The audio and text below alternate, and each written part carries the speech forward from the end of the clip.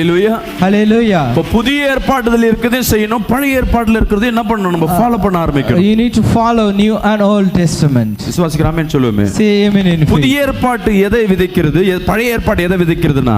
Which one New Testament so and Old Testament? நியாயப்பிரமாணத்தை நம்ம பெற்றதனால நியாயப்பிரமாணம் நம்மளை ஆளுகை செய்யும். இது பழைய ஏற்பாடு.